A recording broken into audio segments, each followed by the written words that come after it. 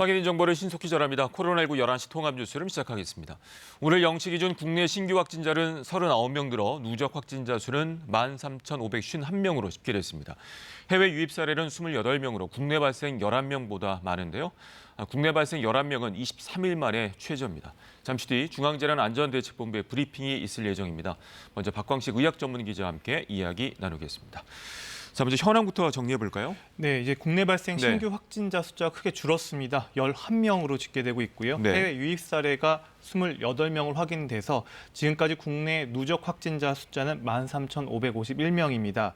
해외 유입 사례가 지금 크게 늘었고요. 네. 사망자는 289명 그대로 유지 중입니다. 국내 발생만 보면요. 서울 6명, 경기 3명, 광주, 대전 각각 1명입니다.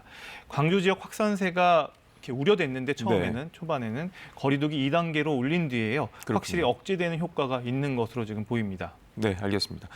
자, 오전에 이제 중대본 회의에서 총리가 이제 모두 발언을 했는데 역시 이제 해외 유입 확진자 비중이 커지는 양상이다라는 언급이 있었어요. 네, 맞습니다. 전 세계 코로나19 네. 확진자가 하루 23만 명을 넘어서 최고치를 경신하면서요. 그러니까 네. 하루 신규 확진자가요. 확산세가 지금 지속된다고 밝혔습니다. 이런 영향으로 우리나라도 이 해외 유입 위험이 갈수록 커지고 있는 건데요. 최근 열흘간 이 국내 발생보다 이 해외 유입 확진자의 비중이 더 커지는 양상입니다. 네. 방역 당국은 이 국내의 산발적 감염을 최소화하는 동시에 늘고 있는 이 해외 유입에 대해선 적극 차단하는데 방역에 중점을 두겠다라고 밝혔습니다. 네. 해외 유입이 늘어날수록 누차 강조하지만 우리 방역과 의료 체계에 큰 부담이 될 수가 있는데요. 그렇죠. 또한 아울러서 국민적인 불안감도 가중될 수밖에 없습니다. 오늘 그래서 이 중앙재난안전대책본부 회의에서 최근 해외 유입 리스크가 커진 국가를 방역 강화 대상 국가로 추가 지정하는 방안을 결정한다고 밝혔습니다. 네. 잠시 후 브리핑에 그 결과 내용이 나올 수도 있고요. 네. 이렇게 추가 지정된 국가는 이 비자를 제한하고 항공편을 통제하고 PCR, 그러니까 코로나19 확진 검사에서 음성 확인서를 제출하는 등 네. 이 강화된 이 방역 조치가 적용됩니다.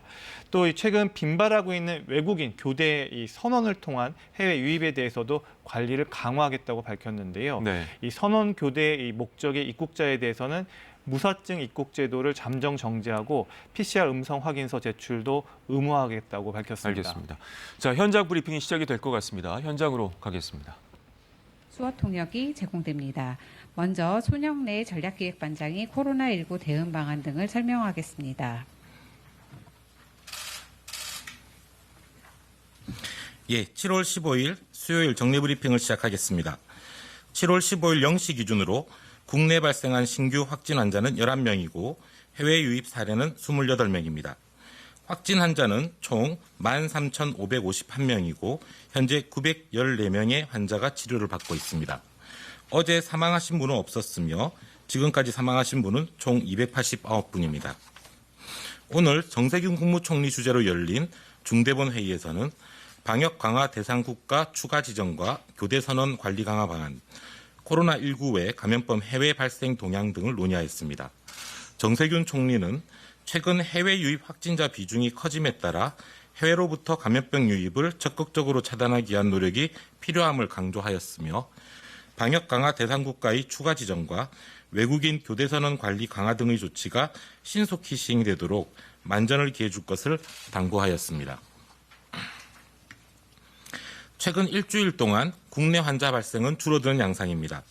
지난주 20명대로 감소하였던 국내 환자 발생은 이번 주 들어 10명대로 계속적인 감소 추세를 유지하고 있고 집단 감염의 발생 수도 줄어들고 있어서 방역망의 통제력이 회복되는 경향을 보이고 있습니다.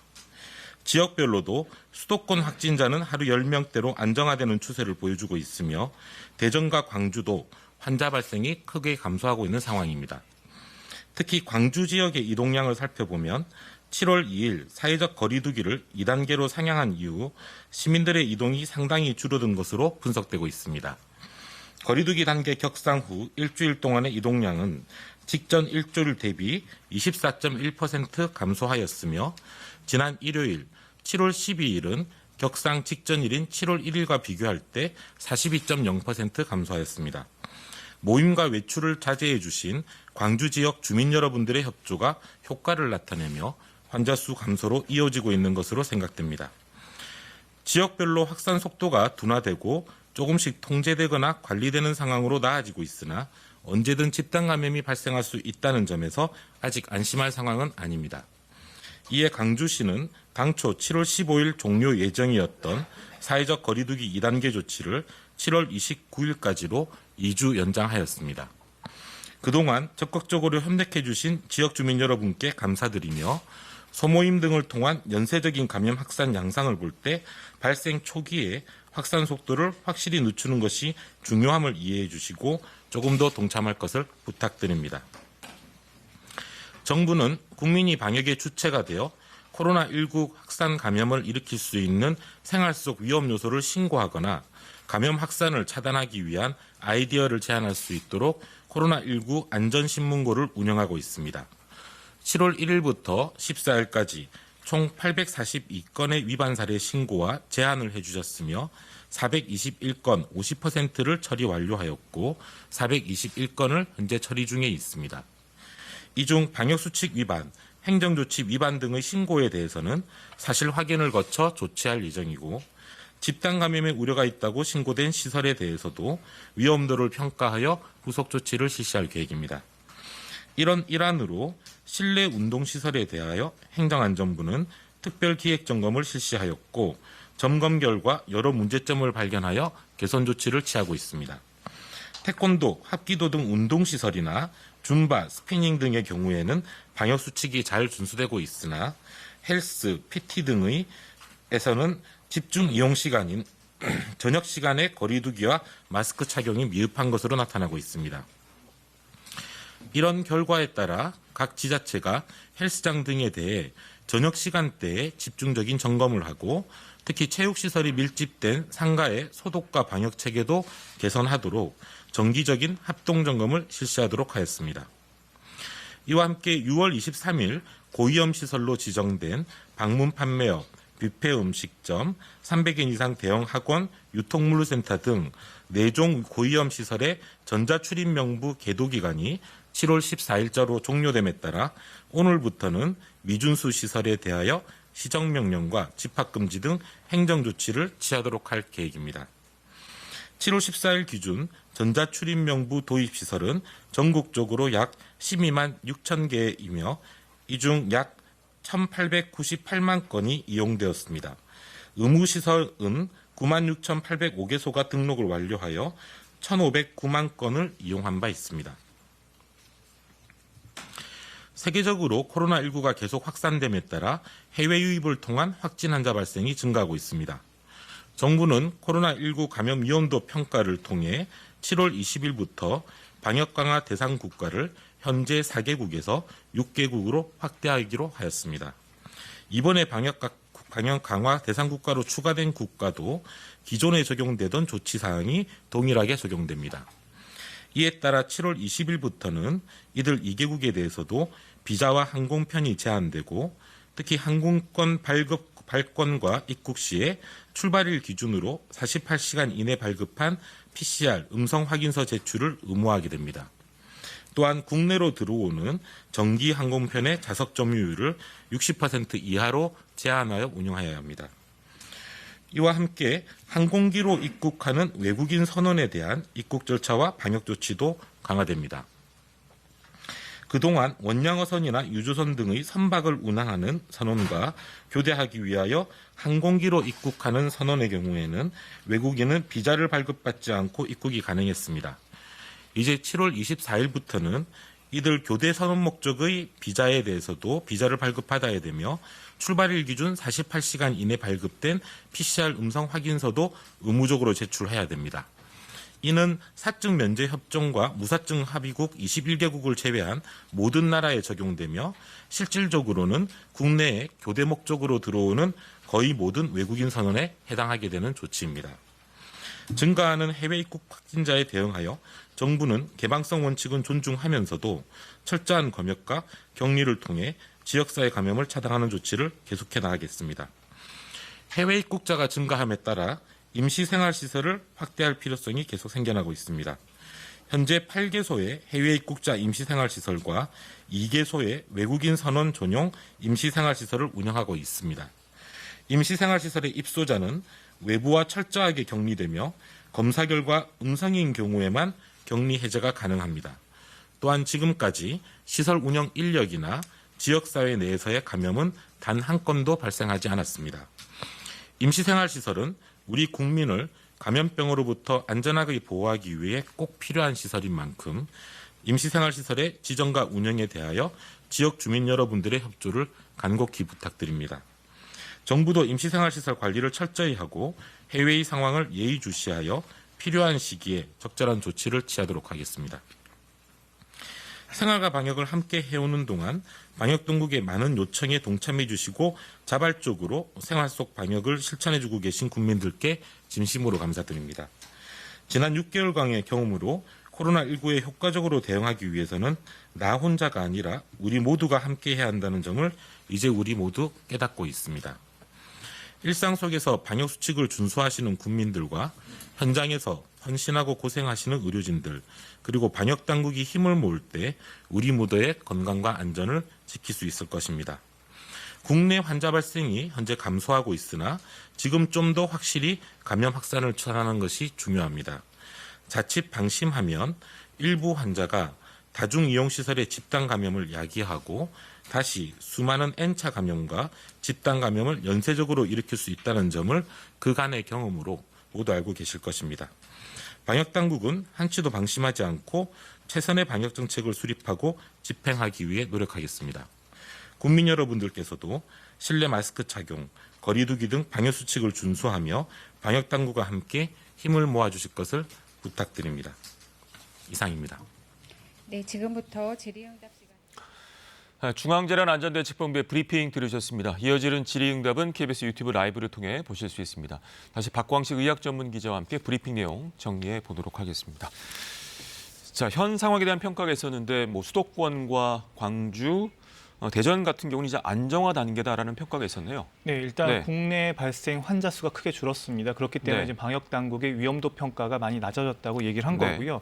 실제로 이 광주 지역에 있어서 시민 이동량을 갖다 분석해 봤을 때 그 종전 대비 한 24%까지 이동량이 그렇군요. 줄어서, 그러니까 네. 광주 지역 같은 경우는 거리두기를 2단계로 올리지 않았습니까? 이것에 대한 분명히 효과가 나타나고 있다, 이렇게 얘기를 했고요. 네. 그래서 실제로 광주 지역 같은 경우는 이제 7월 15일 날 이제 종료가 되는 2단계 거리두기를 갖다가 7월 29일까지 2주 연장. 2주 연장한다고 또 밝혔습니다. 네. 이제 발생 초기에 어떻게 거리두기를 하고 초기에 잡는 게 중요하다는 것을 보여주는 사례가 아닐까 생각이 드는데요. 자, 관련해서 또 이제 코로나19 안전신문고 얘기가 나오면서 특히 실내 체육시설, 헬스나 PT 같은 경우가 저녁 시간에 이런 것들이 잘 안 지켜지고 있다라는 언급이 있었어요. 네, 이 집단 감염에 네. 우려가 있다고 신고된 시설에 대해서는 위험도를 평가한 뒤에 선제적으로 점검을 실시하고 관리할 예정인데요. 네. 그중 하나로 이 실내 운동 시설의 특별 기획 점검을 이제 7월 10일 날 실시를 했는데 네. 태권도나 합기도, 줌바, 스피닝 등 운동 시설에서는 방역 수칙이 잘 준수되고 있다는 겁니다. 네. 반면에 이제 헬스장, PT장 이런 데서는 저녁 시간대에 거리두기하고 마스크 착용이 그렇군요. 미흡하다는 점을 갖다가 발견을 했고 확인을 네. 했기 때문에 이에 따라서 각 지방자치단체에서 이 집중 이용 시간대, 그러니까 저녁 7시에서 밤 10시 사이에 점검할 수 있도록 개선하겠다라고 지금 밝힌 상황입니다. 알겠습니다. 자, 이제 앞서 총리도 이제 중대보건 모두 발언에서 언급을 했습니다만 해외 유입자가 이제 확진자가 늘다 보니 이제 관련해서도 이제 고 방역 강화 국가를 추가 지정을 했어요. 그러니까 4개국에서 6개국으로 늘었네요. 네, 그렇습니다. 네. 이 해외 유입 환자 증가에 대응하기 위해서 7월 20일부터 방역 강화 대상 국가를 기존 4개국에서 2개국을 추가해서 모두 6개 국가가 됩니다. 이렇게 방역 강화 대상 국가가 되면은 이들 지역에서 네. 들어오는 외국이나 우리 내국인은 일단 비자 문제나 그리고 일단 PCR 검사에서 음성 확인서를 받아야 되고요. 네. 또 이들 국가의 경우에는 들어오는 항공편이 또 감편될 수도 있습니다. 네. 어떤 나라인지는 언급은 안 되죠. 일단은 나라의 경우에는 오늘 밝혀지지는 않은데요. 한 2개국 추가된 경우에 나중에 또 이제 질의응답 시간을 통해서 그렇군요. 아마 알려질 것으로 보입니다. 네, 여기까지 듣겠습니다. 다음 소식입니다. 고 박원순 서울시장이 사망 당일 집을 나가기 전 자신이 고소당했다는 사실을 알았다는 증언이 나왔습니다. 경찰은 박 시장의 휴대전화에 대한 디지털 포렌식 작업에 들어가는 등 고소 사실 유출 경위에 대한 수사에 착수했습니다. 보도에 전현우 기자입니다. 지난 8일 오후 4시 반쯤 서울지방경찰청에 박원순 시장에 대한 성추행 고소장이 접수됐습니다. 서울경찰청은 고소장 접수 직후 이 사실을 경찰청에 보고했고 경찰청은 청와대에 직보했습니다. 경찰은 행정부 수반인 대통령이 주요 사항을 보고받는 건 청와대 비서실 업무 분장에 포함된 것이라고 설명했습니다. 박 시장이 피소 사실을 알게 된 게 청와대를 통해서라는 의혹이 제기됐지만 이는 사실이 아니라는 관계자 진술이 나왔습니다. 서울시 한 관계자는 박 시장이 고소 사실을 인지한 건 맞다라며 사망 당일 집을 나서기 전 고소 사실을 알았다고 KBS에 밝혔습니다. 하지만 청와대나 경찰 등 사법기관으로부터 들은 건 아니다라고 선을 그었습니다. 앞서 고소인 측도 보안 요청에도 불구하고 박 시장에게 고소 사실이 알려진 건 문제라고 지적했습니다. 내가 고소한 사건이 지금 일반적인 사건과 다르게 처리되고 있다라는 거를 확인하게 되는 거니까 수사의 공정성 같은 부분에서 신뢰도가 떨어질 수밖에 없고 불안할 수밖에 없고. 경찰은 고소 사실 유출 경위 등을 파악하기 위해 박 시장 휴대전화에 대한 디지털 포렌식 작업에 들어갔습니다. 검찰도 관련 경위를 확인하기 위해 통화 내역에 대한 압수수색 영장을 청구하는 방안을 검토 중입니다. 한편 고소인이 호소했던 2차 가해에 대해서도 경찰은 어제 고소인 조사를 시작으로 수사에 착수했습니다. KBS 뉴스 전현우입니다. 조금 전 서울시가 긴급 브리핑을 갖고 고 박원순 시장과 관련된 직원 인권 침해 진상 규명에 대한 입장을 발표했습니다. 먼저 브리핑 내용 직접 들어보시겠습니다. 지금부터 직원 인권 침해 진상 규명에 대한 서울시 입장을 말씀드리겠습니다. 서울시는 여성단체 기자회견을 통해 피해를 호소한 직원의 고통과 아픔에 공감하며 심심한 위로를 전합니다. 업무 중에 함께 호흡하며 머리를 맞대는 동료이기에 우리의 마음이 더욱 무겁습니다. 서울시는 가능한 모든 조치를 통해 피해 호소 직원과 함께하고자 합니다. 첫째, 서울시는 피해를 호소하고 있는 직원에 대한 2차 가해 차단을 최우선 과제로 삼겠습니다. 피해 호소 직원의 신상을 보호하고 조직 내에서 신상 공개 및 유포, 인신 공격 등이 이루어지지 않도록 공문 시행 조치를 한 바 있습니다. 2차 가해가 확인될 경우 징계 등을 통해 엄정하게 대응하고 부서장도 문책할 것입니다. 언론과 시민 여러분께서도 해당 직원에 대한 무분별한 보도나 비난을 중단해 주실 것을 간곡히 요청합니다. 둘째, 서울시는 피해 호소 직원이 일상으로 복귀할 수 있도록 실효적이고 충분한 최대한의 지원을 아끼지 않겠습니다. 전문가의 다양한 자문을 거쳐 상담과 정신적 치료 등의 지원, 심신 및 정서 회복을 위한 치료 회복 프로그램 지원, 주거 안전 지원 등 제반 사항을 적극 지원할 것입니다. 셋째, 서울시는 여성단체, 인권 전문가, 법률 전문가 등 외부 전문가가 참여하는 민간 합동 조사단을 구성해 철저한 진상규명에 나서겠습니다. 민간 합동 조사단 구성 운영으로 조사의 공정성과 객관성을 담보하겠습니다. 조사단의 구성과 운영 방식, 일정 등에 대해서는 여성단체 등과 구체적으로 협의해 나가겠습니다. 넷째, 서울시는 시장 거리라는 초유의 사태 속에 직원들이 직면한 혼란과 상처를 치유하고 흔들림 없이 업무에 매진할 수 있도록 조직 안정화에도 힘쓰겠습니다. 고난 대응과 시 간부를 중심으로 내부 소통을 강화해 직원 간 신뢰와 협력이라는 시정 운영 동력을 확고히 해 나갈 것입니다. 서울시는 큰 변화의 국면에서 전 직원이 신비일전에 앞으로 나아갈 수 있도록 최선을 다하겠습니다. 시민 여러분께서도 함께해 주시기 바랍니다. 감사합니다. 네, 서울시의 긴급 브리핑 내용 함께했습니다. 송구만 기자와 함께 브리핑 내용 정리해 보도록 하겠습니다. 자, 송 기자, 이제 4가지 사항에 대해서 발표가 남았는데 주요 발표 내용 좀 정리해 볼까요? 네, 우선 서울시가 네. 입장을 밝혔는데요. 이 인권 침해 진상 규명에 대해서 앞으로 어떻게 조치를 하겠다라는 네. 내용이 주요한 내용이었습니다.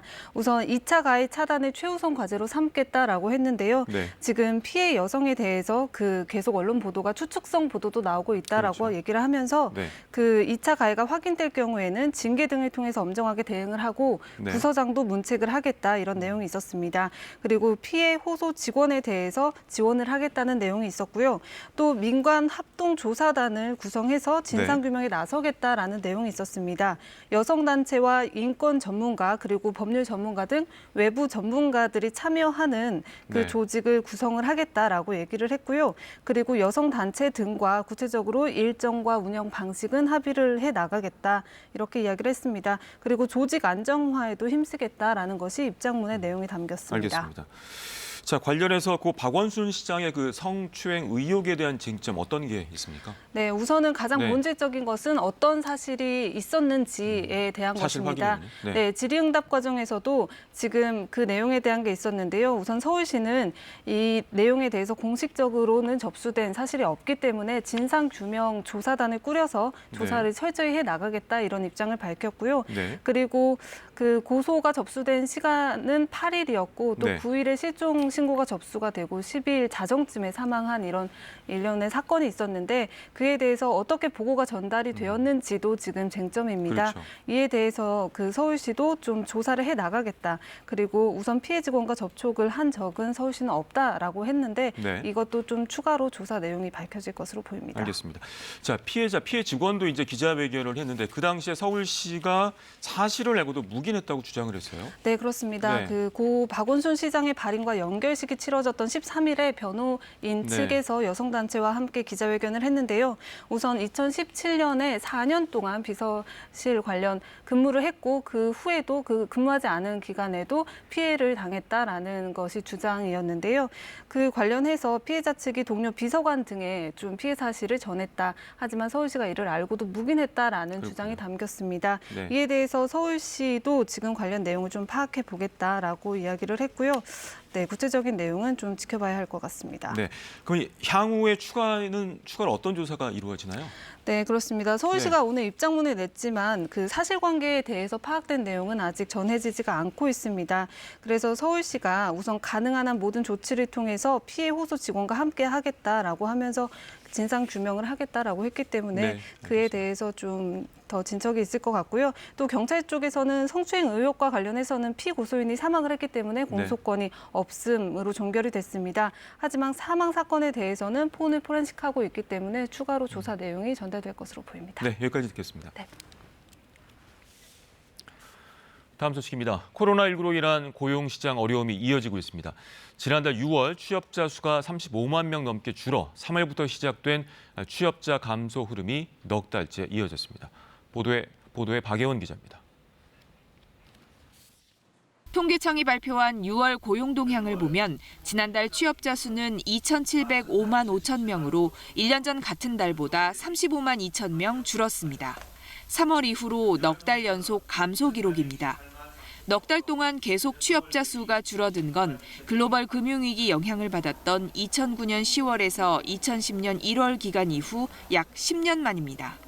다만 취업자 수 감소폭은 4월 47만 6천 명, 5월 39만 2천 명보다 다소 줄었습니다. 업종별로 보면 도소매업과 숙박 음식점업에서 36만 명 넘게 취업자가 감소했습니다. 교육 서비스업에서는 8만 9천 명, 제조업, 건설업에서도 각각 6만 명 이상씩 줄었습니다. 특히 제조업의 경우 감소폭이 5월보다 더 커졌습니다. 고용 형태로 보면 임시일용직과 자영업자의 감소세가 두드러졌습니다.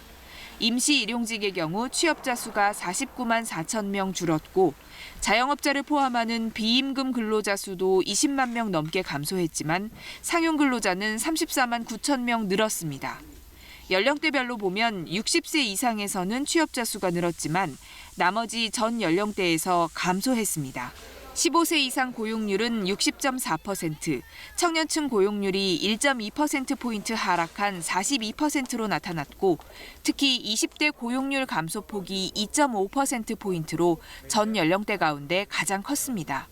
실업률은 0.3%포인트 오른 4.3%로 6월 기준으로 통계 작성을 시작한 1999년 이후 최고치였습니다.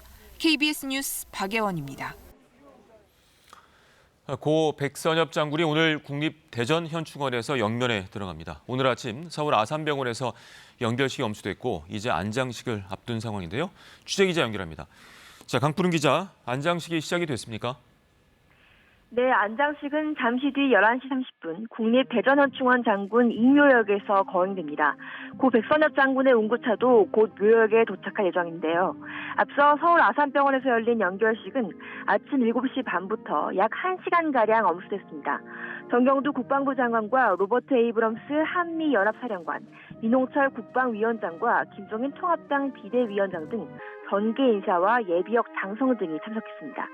당위위원장인 서욱 육군참모총장은 조사를 통해 육군 전 장병은 고인이 사랑하는 전우들과 함께 피와 땀과 눈물로 지킨 대한민국을 굳건하게 지켜나가는 데 최선을 다하겠다고 다짐했습니다.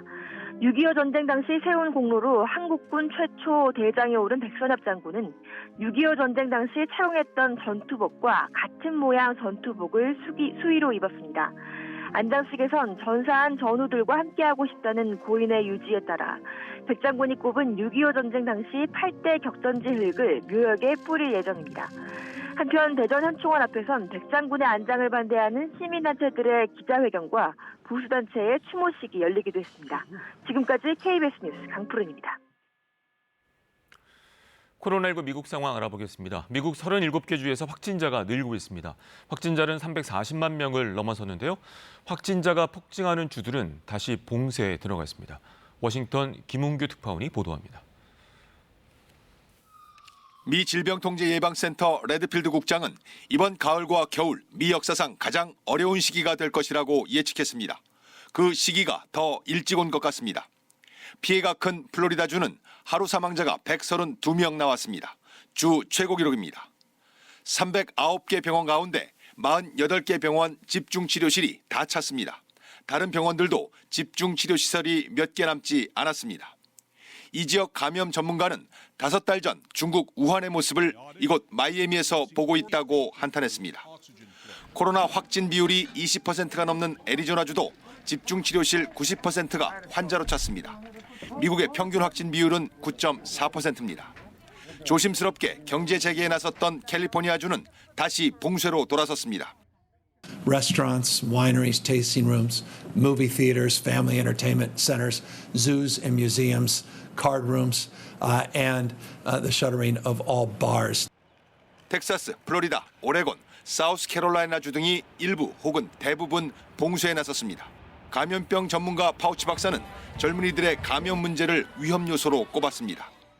Individuals, mostly young people, were seen at bars, congregated in crowded places, many of them without masks, which really adds fuel to the fire. 트럼프 행정부는 가을 학기 학교를 열 것을 압박하고 있습니다. 학생들이 실험용이냐는 반발도 만만치 않습니다. Quit pushing the false choice between protecting our health and protecting our economy. 트럼프 행정부 보건 전문가, 민간 보건 전문가 모두 마스크 쓰고 거리 두기 하라고 거듭 강조합니다. 늘 하는 소리 같지만 좀 다릅니다. 이게 마지막 무기라는 겁니다. 코로나19가 통제가 안 되니 이제 개인이 책임지고 대비하라는 소리 같습니다. 워싱턴에서 KBS 뉴스 김웅규입니다. 코로나19 통합 뉴스룸은 12시 뉴스에서 이어집니다. 고맙습니다.